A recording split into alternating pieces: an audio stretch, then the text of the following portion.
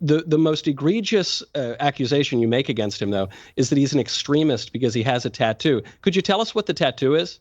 The tattoos specifically, I did not make the allegation that he's an extremist. It was actually you his repeated the fellow allegation. colleague So what's the who called tattoo? him as an insider threat.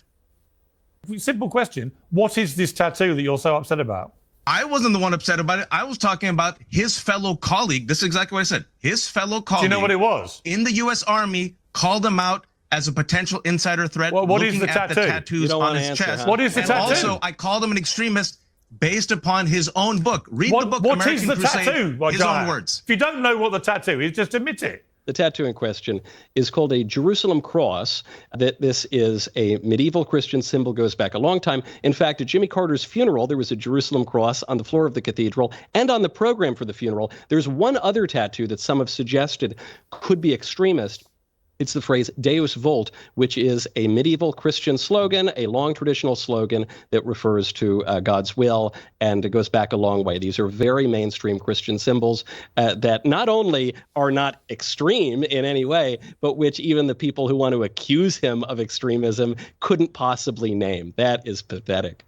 And as for the cross that you talked about, yes, Deus Vult, which is the cross that he has, and the slogan that he has, is an old Christian cross. The phrase, however, was uttered by crusaders as they were slaughtering Jews and Muslims during the Second Crusade specifically.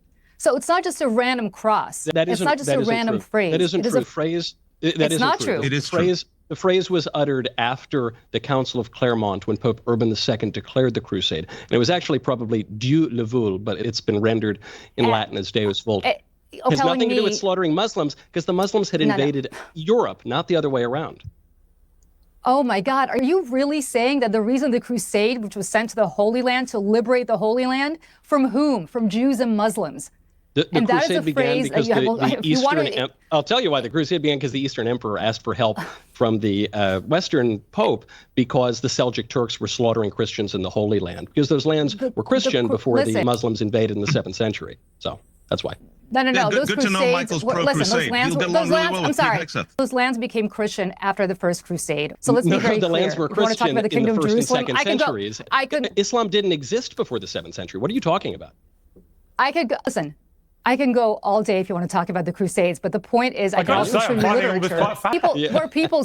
What that has to do with Pete Hegseth is it's not that he has a random cross that talks about his faith in Jesus Christ. He used a very specific terminology.